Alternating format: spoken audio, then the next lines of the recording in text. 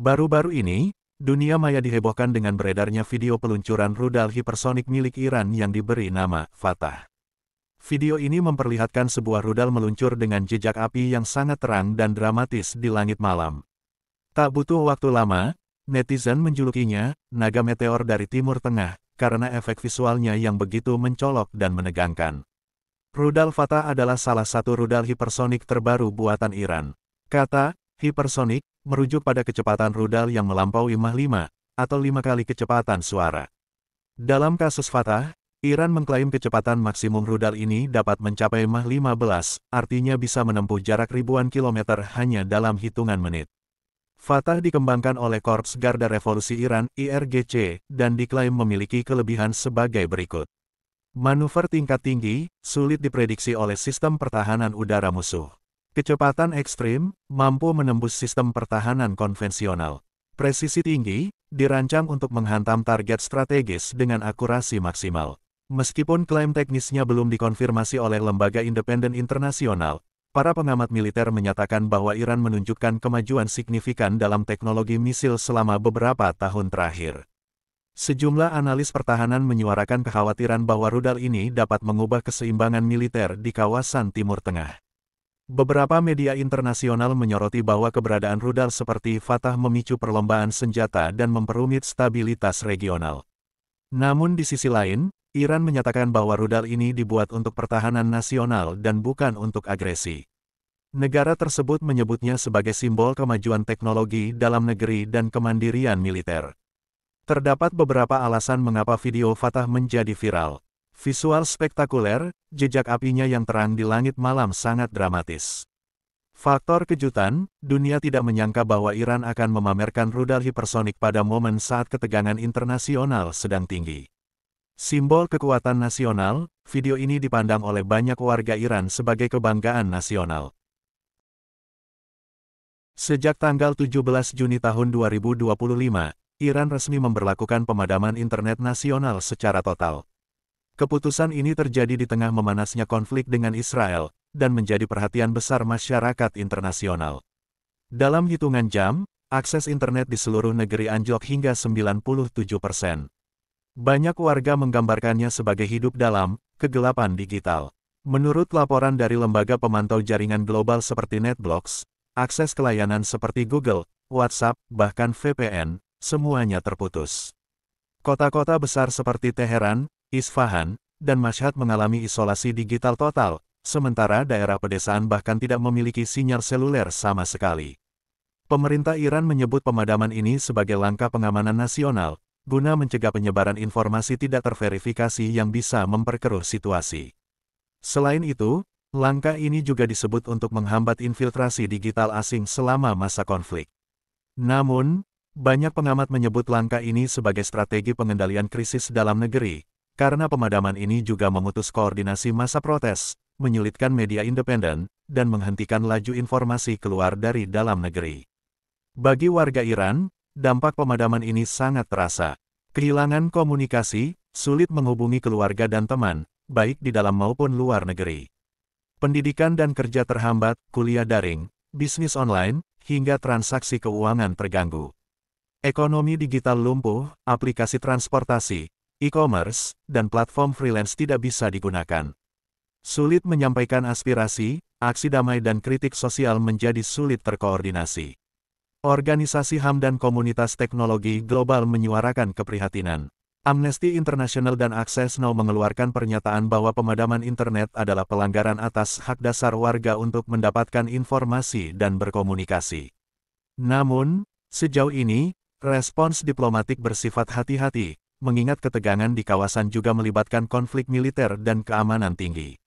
Menariknya, Iran bukan satu-satunya negara yang menggunakan pemadaman internet sebagai alat kendali krisis. Dalam beberapa tahun terakhir, beberapa negara lain juga melakukan hal serupa saat terjadi protes besar atau gejolak politik. Ini menimbulkan pertanyaan, apakah kita sedang memasuki era baru di mana internet bisa dimatikan seperti lampu? Pemadaman internet nasional di Iran bukan sekadar gangguan teknis. Ini adalah momen penting yang memperlihatkan bagaimana dunia digital menjadi bagian langsung dari konflik dan kebijakan keamanan nasional. Bagi warga, Ini bukan hanya soal koneksi, tetapi juga soal kebebasan, akses, dan keterhubungan dengan dunia luar. Ketika internet mati, suara rakyat juga ikut teredam. Dan dalam keheningan itu, dunia harus tetap mendengar.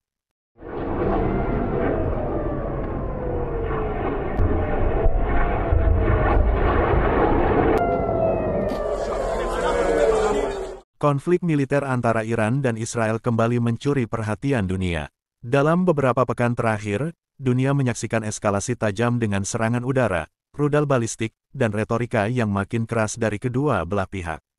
Situasi ini menjadi salah satu titik panas geopolitik terbesar di tahun 2025. Konflik memanas setelah Israel melancarkan serangan terhadap fasilitas nuklir Iran, termasuk situs di Arak, Bushehr, dan Natanz.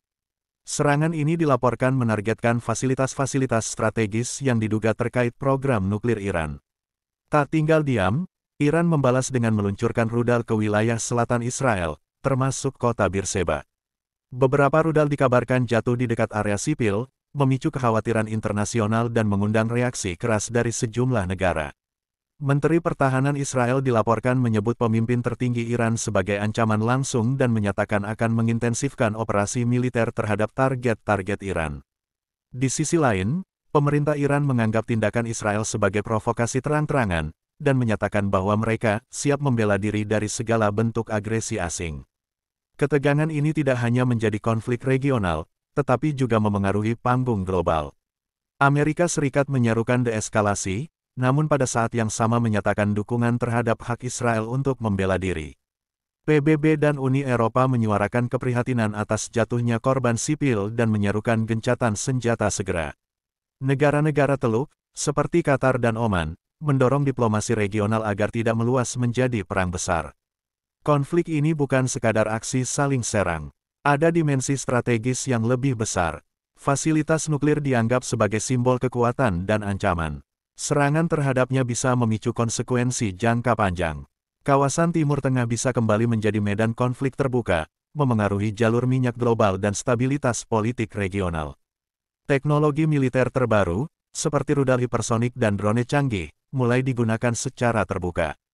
Konflik Iran-Israel adalah pengingat bahwa ketegangan internasional bisa berubah menjadi bentrokan nyata dalam waktu singkat. Dengan meningkatnya aksi militer dan ancaman terbuka, dunia kini menahan napas, berharap diplomasi mampu memadamkan bara sebelum membesar menjadi api besar. Dalam setiap ledakan, ada suara-suara yang terputus. Tapi di baliknya, dunia harus tetap mencari perdamaian. Iran saat ini tengah menghadapi krisis ekonomi terburuk dalam beberapa dekade terakhir. Dengan inflasi yang melampaui 40%, nilai tukar mata uang rial melemah drastis, dan harga kebutuhan pokok melonjak tajam, masyarakat Iran kini hidup dalam tekanan luar biasa. Kondisi ini menyebabkan gelombang protes nasional yang menyebar ke lebih dari 155 kota, menjadikan Mei tahun 2025 sebagai salah satu bulan dengan gejolak sosial terbesar dalam sejarah modern negara tersebut. Beberapa indikator utama memperlihatkan betapa dalamnya krisis yang dihadapi Iran. Inflasi lebih besar dari 40%, harga barang pokok seperti gandum, minyak goreng, dan obat-obatan naik 2 hingga 3 kali lipat. Mata uang anjlok, 1 dolar Amerika Serikat kini bernilai lebih dari 700.000 rial di pasar gelap. Kelangkaan roti bersubsidi, makanan utama bagi rakyat miskin, menjadi barang langka di berbagai wilayah. Pemadaman listrik bergilir, terjadi hingga 10 jam sehari, memengaruhi sekolah, rumah sakit, dan industri. Krisis ini memicu aksi massa besar-besaran. Yang menarik, protes ini tidak hanya datang dari kalangan aktivis, tetapi juga dari kelompok-kelompok ekonomi akar rumput. Supir truk nasional mogok karena harga solar dan suku cadang melonjak. Petani dan nelayan memprotes subsidi pupuk dan bahan bakar yang dicabut. Buruh pabrik dan pekerja informal turun ke jalan karena upah tidak cukup untuk hidup.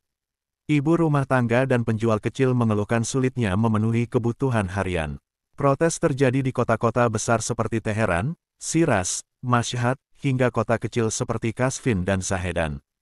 Beberapa faktor yang memperparah kondisi ekonomi Iran antara lain sanksi ekonomi internasional, terutama dari AS dan negara-negara barat. Ketegangan geopolitik yang mempersulit ekspor minyak dan mengganggu stabilitas pasar. Pengelolaan ekonomi domestik yang dianggap kurang transparan dan tidak efisien. Menariknya, saat protes menyebar, banyak warga menggunakan media sosial untuk menyuarakan keluhan. Namun, dalam beberapa kesempatan, pemerintah menerapkan pemutusan akses internet regional, yang menyebabkan komunikasi dan koordinasi menjadi terganggu. Krisis ekonomi di Iran bukan hanya angka statistik. Ini adalah cerita nyata tentang rakyat yang berjuang menghadapi tantangan hidup sehari-hari.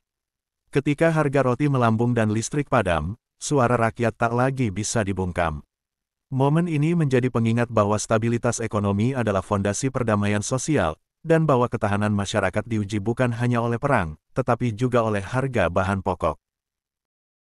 Di tengah tekanan ekonomi dan ketegangan politik yang terus meningkat di Iran, muncul sebuah bentuk protes kreatif dan damai yang menyita perhatian, protes tanda hijau. Warga di sejumlah kota seperti Teheran, Karaj, dan Hamadan diketahui mulai mengecat ulang rambu, dilarang masuk, dengan menambahkan garis hijau melingkar, menciptakan simbol baru yang unik, sebuah penolakan halus terhadap kondisi yang menyesakkan. Protes ini dilakukan secara diam-diam. Warga tidak turun ke jalan dengan spanduk, tapi cukup menyentuh salah satu simbol lalu lintas paling sederhana, dan memodifikasinya dengan cat hijau, warna yang dalam budaya Iran sering dikaitkan dengan harapan, kehidupan, dan reformasi. Alih-alih demonstrasi besar-besaran, aksi ini disebut sebagai silent protest, atau protes tanpa suara. Dan justru karena itulah, ia menarik perhatian banyak pihak. Dalam sejarah modern Iran, warna hijau memiliki makna simbolis yang kuat. Pada masa gerakan reformasi dan pemilu tahun 2009, warna ini digunakan oleh jutaan pendukung demokrasi dan perubahan. Kini, warna hijau kembali hadir, bukan di spanduk, tetapi di jalanan, di rambu-rambu kota. Rambu, dilarang masuk, yang biasanya merah polos, kini memiliki garis hijau melingkar, seolah mengatakan, "Kami tetap bergerak maju, larangan ini tak akan membungkam kami." Aksi ini menyebar lewat media sosial seperti Instagram dan Telegram, dengan tagar-tagar Green Sign dan tagar Hope in Silence. Warganet membagikan foto-foto rambu yang sudah diubah, dari kota ke kota. Pesan yang kuat namun damai membuatnya mudah diterima masyarakat luas, termasuk generasi muda yang terbiasa dengan bentuk ekspresi non-kekerasan. Pemerintah sejauh ini belum merespons secara terbuka terhadap gerakan ini, namun laporan menyebutkan bahwa beberapa rambu lalu lintas yang telah dicat hijau dihapus atau diganti oleh otoritas lokal. Namun, justru karena sifatnya yang tenang dan tersebar, protes ini sulit untuk dihapus sepenuhnya. Setiap tanda hijau baru bisa muncul sewaktu-waktu, di tempat manapun. Di dunia yang bising dengan konflik dan kekerasan, protes tanda hijau di Iran menunjukkan bahwa diam pun bisa berbicara. Warga menyuarakan harapan mereka melalui cat dan warna, menjadikan jalan raya sebagai ruang seni perlawanan. Ketika suara dibungkam, warna mengambil alih. Dan hijau adalah warna dari harapan.